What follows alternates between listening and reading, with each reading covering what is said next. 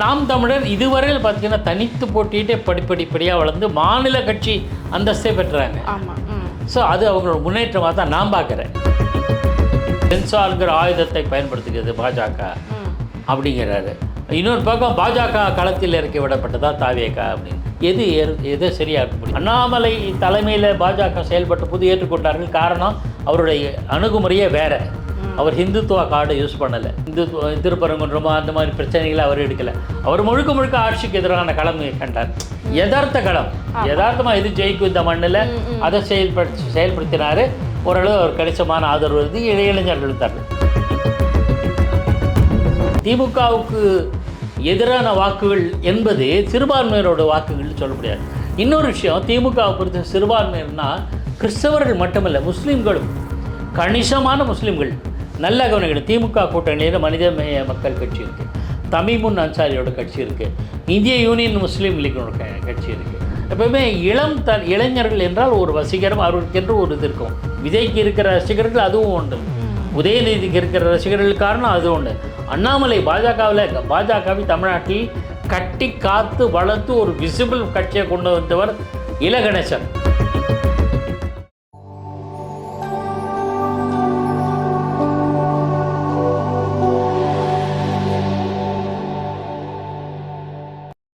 நேயர்களுக்கு வணக்கம். இன்றைய நேர்காணலில் நம்மோடு இணைந்திருக்கிறார் மூத்த பத்திரிகையாளர் திரு பாக்கி அவர்கள். வாருங்கள் பேசுவோம்.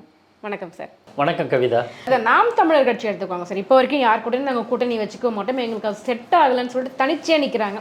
இந்த முறை தனிச்சு நிற்பதனால அவங்களுக்கு லாபமா நஷ்டமா சார்? ஓட்டு சதவீதம் ஏறுமா குறையுமா, இல்லை அப்படியே பேலன்ஸாக கொண்டு போகும்? இல்லை, பரவலாக சொல்லப்படுற கருத்துனா தாம் தமிழர் கட்சியினுடைய ஓரளவு சில வாக்குகள் தாவேகா ஈர்க்கக்கூடும்னு சொல்கிறாங்க. Okay sir. அது நமக்கு தெரியல. ஏன் தாவேகாவை பற்றி எந்த ப்ரெடிக்ஷனும் நம்மளால் சொல்ல முடியல அப்படின்னா, நான் சொன்ன இதுவரையில் சொன்ன கட்சிகள் எல்லாம் களம் கண்டு தங்களை காட்டியிருக்காங்க, தங்கள் பலம் என்னன்னு காமிச்சிருக்காங்க. தாவேகா அப்படி பண்ணலை. அதனால் அவங்க நாம் தமிழர் வாக்குகளை ஈர்ப்பார்களான்னு சொல்ல முடியாது. நாம் தமிழர் இதுவரையில் பார்த்தீங்கன்னா தனித்து போட்டிகிட்டே படிப்படிப்படியாக வளர்ந்து மாநில கட்சி அந்தஸ்தே பெற்றாங்க. ஸோ அது அவங்களோட முன்னேற்றமாக தான் நான் பார்க்குறேன். நான் பார்க்குறது முன்னேற்றம்.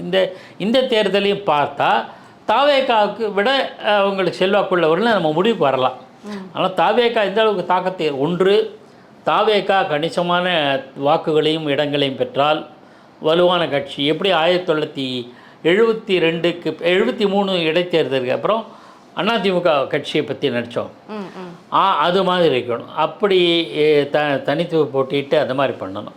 ஆனால் எதுவுமே நமக்கு தெரியாது. இடைத்தேர்தல் கூட அவங்க போட்டியிடாதனால இன்னும் கேள்வி மட்டும்தான் மிஞ்சிருக்கு அந்த கட்சியை பொறுத்தவரை. ஸோ அதை ப்ரெடிக்ஷனாக சொல்ல முடியாது. அப்போ அவங்க யார் வாக்குகளை பிரிப்பார்கள் அப்படின்னா சிறுபான்மையினரோட வாக்குகளை பிரிப்பாங்கன்னு சொல்கிறாங்க. அது முற்றிலும் ஏற்கத்தக்கது இல்லை. ஏன்னா விஜய் என்பவர் ஒரு சிறுபான்மையினர் பிரதிநிதியாக அறிமுகமாக தமிழ் மக்களிடையே ஒரு நடிகராக தான். எப்படி எம்ஜிஆர், ஜெயலலிதா, விஜயகாந்த், அந்த வரிசையில் கமல்ஹாசன், அந்த வரிசையில் தான் விஜய் வர்றார். ஸோ இவங்களெல்லாம் எந்த ஜாதி மத சமயம் அதில் ஐடென்டிஃபை ஆகலை. எம்ஜிஆர், ஜெயலலிதா, விஜயகாந்த், கமல்ஹாசன் யாருமே. அப்படி இருக்கும்போது விஜய் மட்டும் அப்படி வரேன்னு இல்லை. விஜய்க்கு ரசிகர்கள் எல்லா கட்சியிலும் உண்டு, விஜய்க்கு ரசிகர்கள் எல்லா மதத்திலும் உண்டு, விஜயின் ரசிகர்கள் எல்லா ஜாதியிலும் உண்டு. ஸோ நான் அதை சிறுபான்மையினர் வாக்குகளை பிரிப்பார் அப்படின்னு சொல்லுவேன். அவர் பாஜக தான் இறக்கி விட்டுருக்காங்க விஜய் அப்படின்னு சொல்லி ஒரு கருத்து சொல்லுது. அதெல்லாம் நேரேட்டிவ். திமுக நேரேட்டிவ் செட் பண்ணுறதுல கெட்டிக்காரங்க. பொய்களை கூட அழகு நல்லா மேக்கப்லாம் போட்டு பிரிக்கிறதுக்காக தான் நிறைய பண்ணியிருக்காங்க. இன்றைக்கி நேற்று இல்லை, போன சென்ட்ரல் நோட்டு சட்டப்பேரவை தேர்தலில் அதுக்கு என்கிட்ட புள்ளி விவரங்கள் நிறைய இருக்கு. அத்தனையும் பொய் என்று நிரூபிக்கப்பட்ட நேரேட்டிவ்ஸ். அதனால் சொல்கிறேன், அது பாஜக இவங்களை நான் இப்படி கேட்குறேன். ஒரு பக்கம் ஸ்டாலின் என்ன சொல்கிறாரு, ஜனநாயகம் சென்சார்ங்கிற ஆயுதத்தை பயன்படுத்துகிறது பாஜக அப்படிங்கிறாரு. இன்னொரு பக்கம் பாஜக களத்தில் இறக்கி விடப்பட்டதா தாவேகா அப்படின்னு. எது சரியாக இருக்க முடியும்? இது ஒரு ட்ரிங்க்ஸ் வைக்கிறீங்க, எனக்கு இது கூல் ட்ரிங்க்ஸா இல்லை ஹாட் ட்ரிங்க்ஸானா நீங்கள் காஃபி, டீ, சூடான பானம்னு சொல்லுவீங்க. இல்லைன்னா சர்பத்து, ஜூஸு, கொக்கோ கோலா, இந்த மாதிரி ஏதாவது குளிர் பானத்து பேர் சொல்லுங்கள். ரெண்டுமே சொல்ல முடியுமா? நல்ல சூடாக இருக்கிற. ஏன்னா தாவேக்கா திமுக மட்டும்தான் எதிர்க்குது, பாஜகவை ரொம்ப அப்படியே ரொம்ப இல்ல கொண்டு போயிட்டு பாஜக இப்படி ஒரு காம்படிஷனை கொண்டுட்டு வரணும் அப்படின்றதுக்காக தான் பாஜக இந்த மாதிரி என்ன சட்டம். காங்கிரஸ் விமர்சிக்கவே இல்லையே, காங்கிரஸ் ஒரு வார்த்தையும் சொல்லலையே. களத்துல இல்லாத கட்சிகளை நாங்க பேசவே மாட்டோம்னு சொல்லியிருக்காரு. அப்ப காங்கிரஸ் களத்திலே இல்லைன்னு தானே அவர் அப்படி சொல்ல முடியுமா? அதெல்லாம் இன்டர்பிரேஷன்.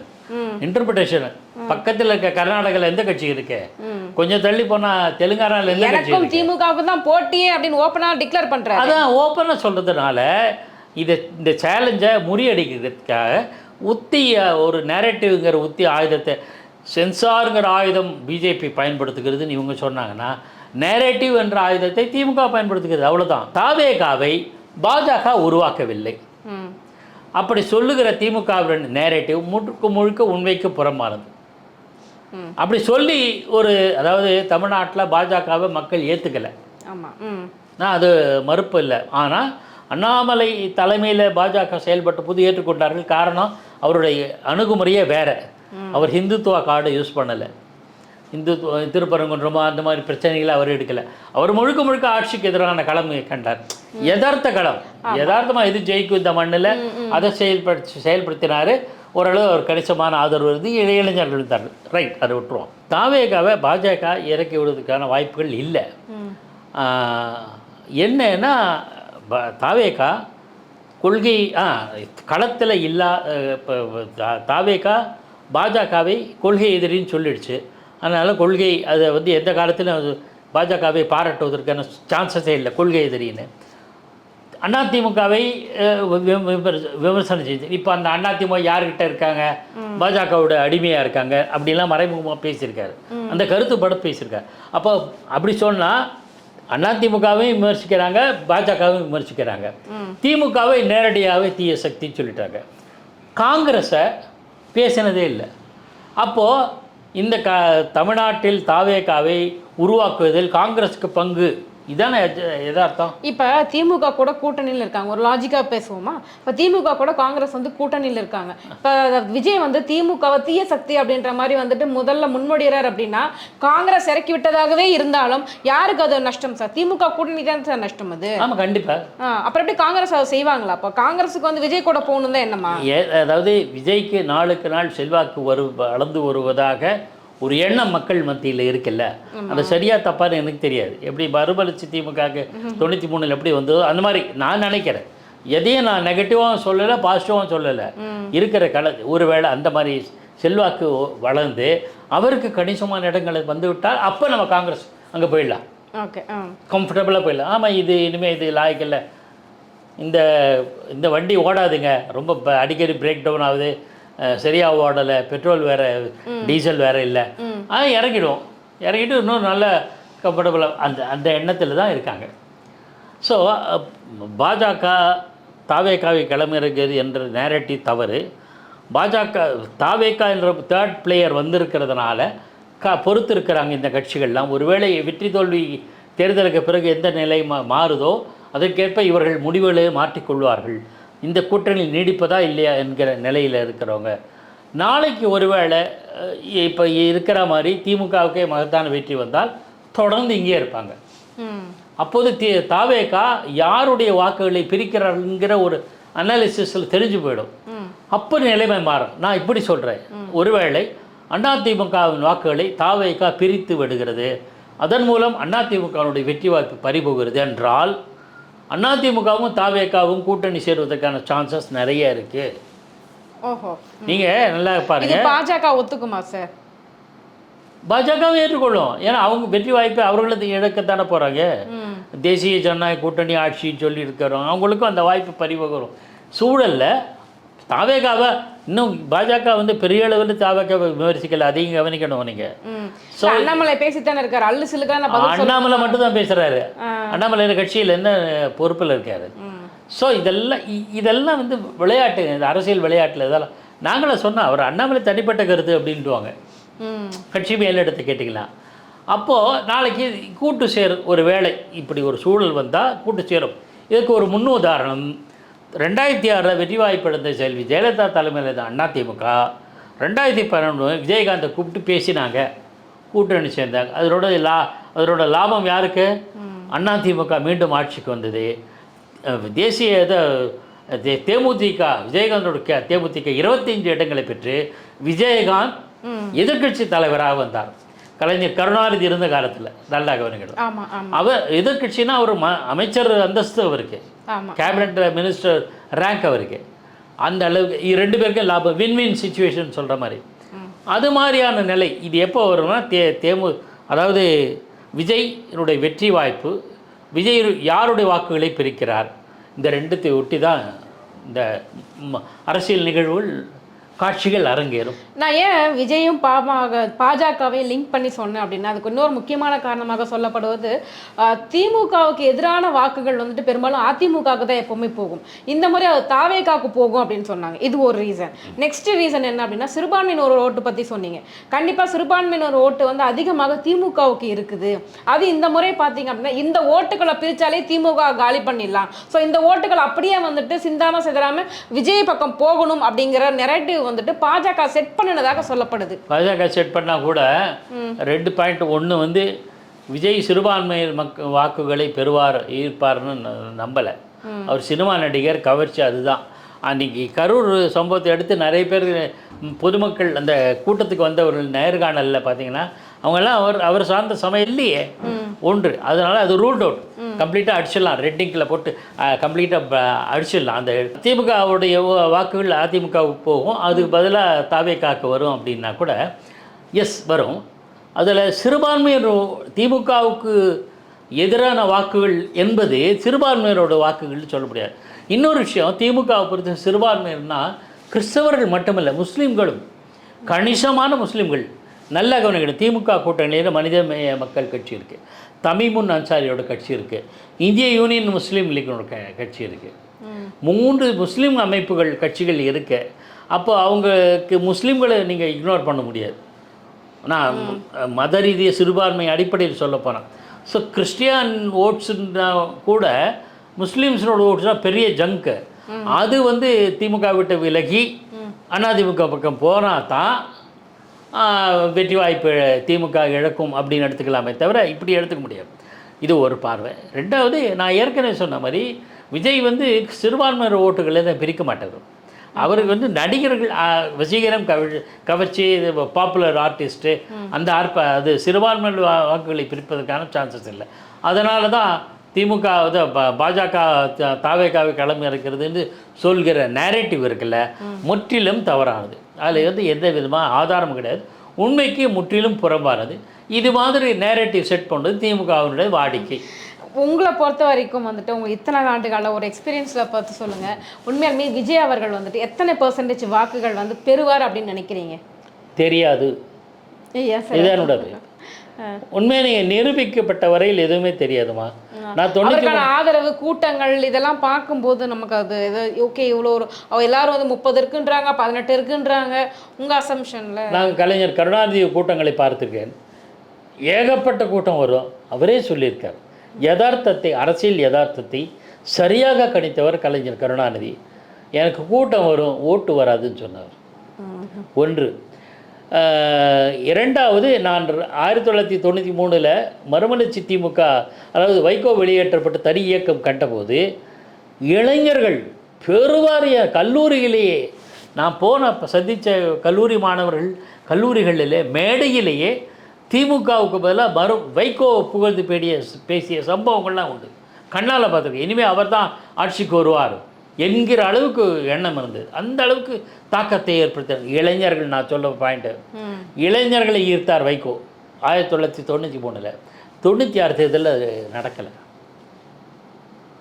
என்னன்னா ஒரு சின்ன லாஜிக், ஒரே ஒரு கருத்தை மட்டும் சொல்லிடுறேன், அதோடு வைண்டப் கூட பண்ணிக்கலாம். அதாவது திமுகவுக்கு எதிரான வாக்குகள் அப்படின்னா அது யாருக்கு போட வேண்டும், திமுகவை எதிர்த்து போட வேண்டும் என்றால் யாருக்கு போட வேண்டும் என்பதில் மக்கள் தெளிவாக இருக்காங்க.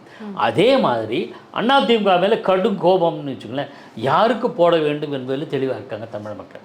இந்த வித்தியாசமான அணுகுமுறை இந்தியாவில் வேறு எந்த மாநிலத்தில் இருப்பதாக எனக்கு தெரியல. ஏன் நான் 2 விஷயத்தை சொல்லிடுறேன். 1991 திமுக கலைஞர் கருணாநிதி தலைமையிலான திமுக ஆட்சி மீது அதிருப்தி இருந்தது.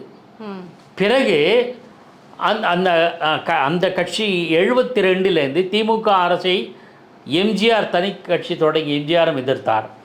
காமராஜரும் அப்போது இருந்தார், காமராஜரும் எதிர்த்தார். இந்திரா காங்கிரஸும் எதிர்த்தது. இந்திரா காங்கிரஸ் தமிழ்நாட்டில் அப்போ வலிமையான கட்சி இல்லை. காமராஜ் தலைமையிலான காங்கிரஸ் மட்டும்தான் வலிமையான கட்சி. ஆனால் மக்கள் அதிமுக வாக்களித்தார்கள் 77.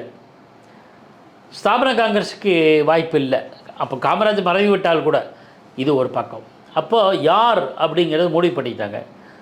அதே மாதிரி 1996 ஜெயலலிதா அம்மையார் மீது கடும் அதிருப்தி கோபத்தில் இருந்த மக்கள், அவருக்கு எதிராக இருந்த களத்தில் இருந்தவர்கள் நம்பர் 1 அதிமுக, திமுக, கலைஞர் கருணாநிதி தலைமையில் திமுக, அவரோட மூப்பனார் தலைமையிலான தமாக.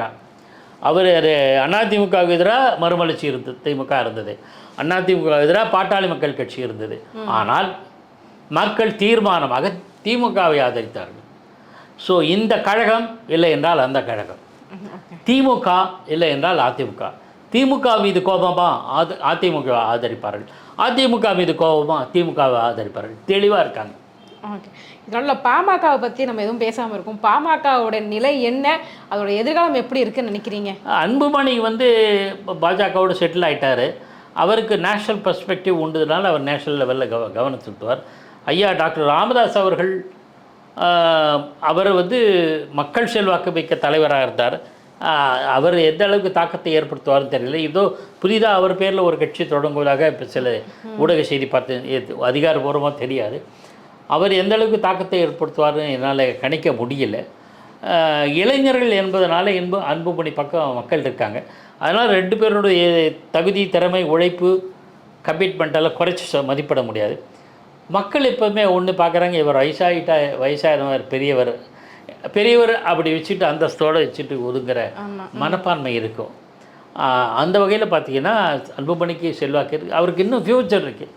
எப்போவுமே இளைஞர்கள் என்றால் ஒரு வசீகரம் அவர்களுக்கென்று ஒரு இது இருக்கும். விஜய்க்கு இருக்கிற ரசிகர்கள் அதுவும் ஒன்று, உதயநிதிக்கு இருக்கிற ரசிகர்கள் காரணம் அது ஒன்று. அண்ணாமலை பாஜகவை தமிழ்நாட்டில் கட்டி காத்து வளர்த்து ஒரு விசிபிள் கட்சியை கொண்டு வந்தவர் இலகணேசன். ஆனால் அண்ணாமலை என்ற இளைஞர் வந்தோடனே அதனுடைய எதுவே டைமென்ஷன், அதனுடைய வளர்ச்சியே வேறா போச்சு. ஸோ இளைஞர் என்கிற ஒரு வசீகரம். காங்கிரஸ் கட்சி 1984 மகத்தான வெற்றி பெற்றது. இந்திய வரலாற்றிலே இல்லாத 404 இடங்கள் பெற்று, 402 404. காரணம் ஒரு இளம் தலைவர் ராஜீவ்காந்தி. ஸோ அந்த இளைஞன் ஒரு நம்பிக்கை வரும்.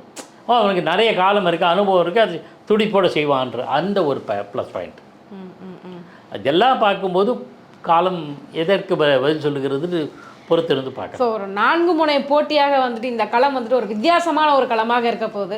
ஏன்னா அதாவது 3வது அணி அப்படிங்கிறதே தமிழக மக்கள் ஏற்றுக்க மாட்டாங்க. 2 அணி மட்டும்தான் இருக்கும். ஆனால் இப்போ 4 அணியாக செயல்பட போகுது. 4 அணியை என்று சொல்ல முடியல. நாம் தமிழர் அணியாக இல்லை, தனித்து தான் தனியாகவே இருந்தாலும் அது அணி அல்ல, தனி மற்ற 3 அணிகள். அந்த அணிகள் எப்படி வருது? தாவேக்காவும் தனியாக தானே இருக்காங்க. அவங்க யாரு கூட இன்னும் கூட்டணி இதுவரையில் ஆனால் அவர்கள் எங்கள் தலைமையில் கூட்டணின்னு சொல்லிட்டாங்கல்ல. இன்னும் யாரும் நாம் தமிழர் அதை கூட சொல்லலை. இன்னும் யாரும் போகலையே. ஆனால் தாவேக்காவை நம்பி யாரும் போகலையே சார். இதுவரையில் போகலை, இன்று வரை போகலை. இன்று வரை போகலை. ஏதோ பொடி வச்சு பேசுறீங்க போகல. ஓகே, யாராவது போகிறதுக்கான வாய்ப்புகள் இருந்தால் கண்டிப்பாக நீங்கள் எங்களுக்கு சொல்லுவீங்க.